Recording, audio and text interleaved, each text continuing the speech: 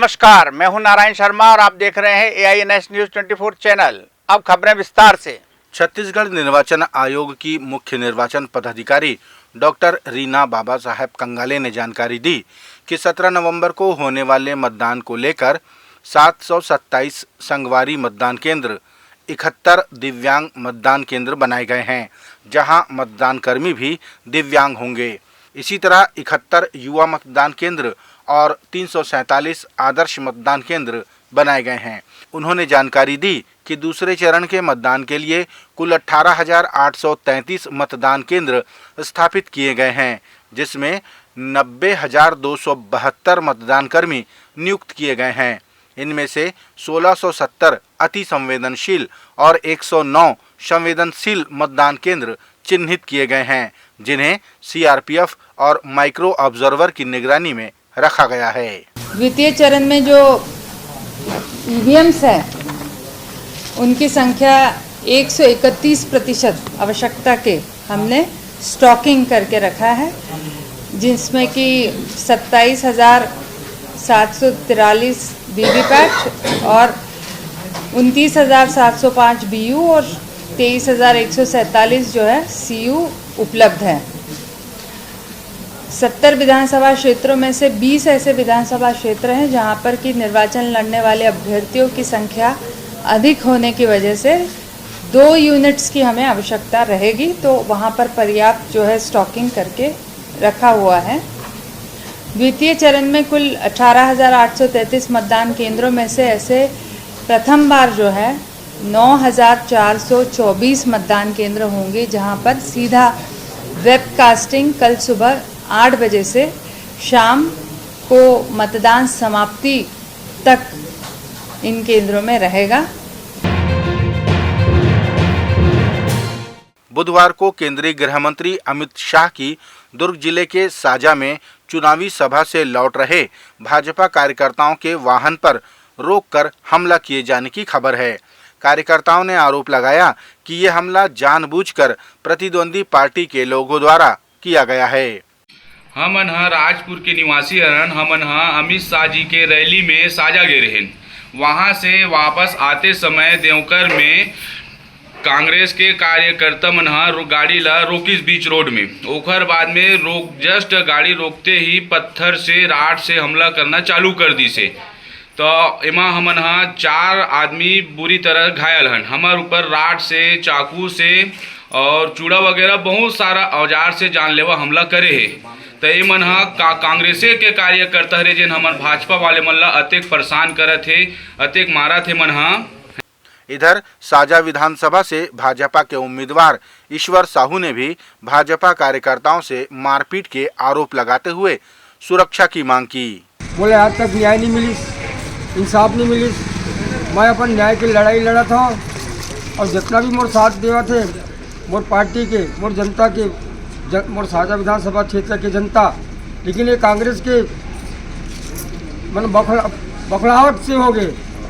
कांग्रेस के कार्यकर्ता मन बखला गए, यहाँ तक कि उतारू हो गए कि मोर साथ देवैया मन ला, जो मोर साथ देवा थे न्याय की लड़ाई में मोर साथ देवा थे, उनके ऊपर हमला करत थे, जानलेवा हमला करत थे। यहाँ तक के साधु संत के ऊपर भी जानलेवा हमला करत थे। लेकिन आप सबसे प्रार्थना करता हूँ कि इनके बहकाए में नहीं आना है और मजबूत अपना हौसला के साथ भारतीय जनता पार्टी के कमल के निशान में बटन दबाना है। मतदान के 2 दिन पूर्व यानी बुधवार की रात सरस्वती नगर थाने में कांग्रेस और भाजपा के कार्यकर्ता आपस में भिड़ गए। प्राप्त जानकारी के अनुसार कोटा कॉलोनी में कार्यकर्ता एक दूसरे पर मतदाताओं को प्रलोभन देने का आरोप लगा रहे थे, जिससे हाथापाई की नौबत आ गई और मामला थाने तक जा पहुंचा। अगले दिन मुख्यमंत्री भूपेश बघेल ने अपने सोशल मीडिया अकाउंट पर कार्यकर्ताओं के लिए एक संदेश लिखा और उनसे शांत रहने का आग्रह किया।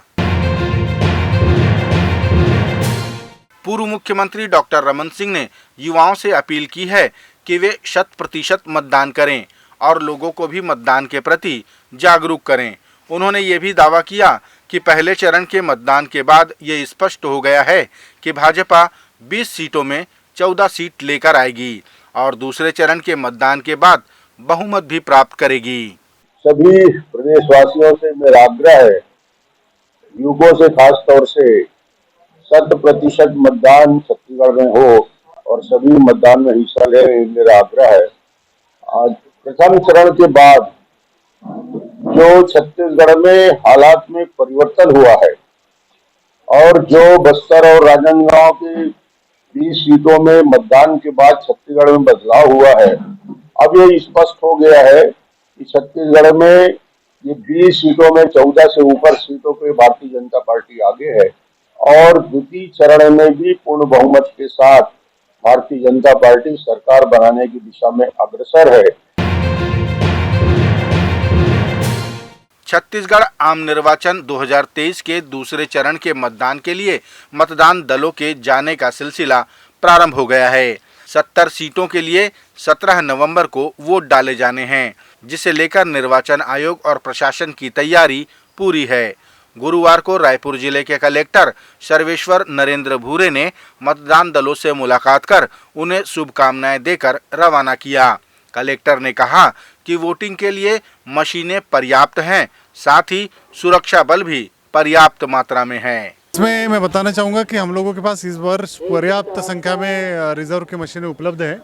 अगर कोई भी मशीन खराब हो जाती है, क्योंकि हम लोगों ने बहुत बेहतर ढंग से FLC और कमिश्निंग का कार्य किया है, जितनी मशीनें फर्स्ट लॉट में खराब निकली थी उनको सबको बाहर कर दिया है, तो खराब होने की संभावना बहुत कम है। फिर भी अगर खराब होती है तो उसके लिए पर्याप्त संख्या में मशीनें हमारे पास उपलब्ध है, रिजर्व में मशीनें उपलब्ध है, तो उन सभी मशीनों का उपयोग तत्काल किया जाएगा।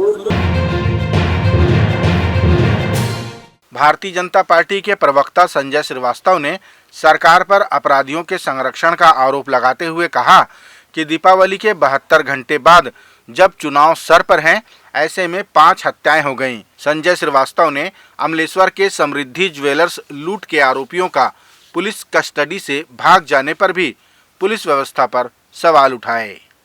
चुनाव सर पर है और जब भूपेश बघेल की सरकार की रवानगी तय है, उसके पहले भी अपराधियों को किस तरीके से संरक्षण दिया जाए, इसका शानदार उदाहरण देखने को मिला जब दीपावली के 72 घंटे के बाद भी 5 हत्याकांड इस रायपुर शहर और प्रदेश के अंदर में हो जाते हैं। और तो और समृद्धि ज्वेलर्स का जो मुख्य आरोपी है अभिषेक उर्फ अनुपम झा, जो जिला अस्पताल पे पहुंचता है और जिला अस्पताल से हथियार लेकर लोग और जो आरोपी हैं उसको छुड़ा कर ले जाते हैं। ये कैसी पुलिस है, ये कैसा प्रशासन है, ये कैसा लॉ एंड ऑर्डर है। भूपेश बघेल जी को एहसास हो गया है कि सरकार जा रही है, लेकिन ऐसे लोगों को कुछ दिन और किस तरीके से संरक्षित किया जाए, इसका शानदार उदाहरण देखने को मिला है। ये थे आज के प्रमुख समाचार। आप देख रहे थे हमारा लोकप्रिय यूट्यूब चैनल AINS न्यूज़ 24। अब हमें इजाजत दीजिए। कल तक रोजाना की ताज़ा खबरों के लिए आप देखते रहिए हमारा लोकप्रिय यूट्यूब चैनल। हमारे यूट्यूब चैनल को लाइक, सब्सक्राइब करें और बेल आइकन का बटन दबाना ना भूलें। नमस्कार।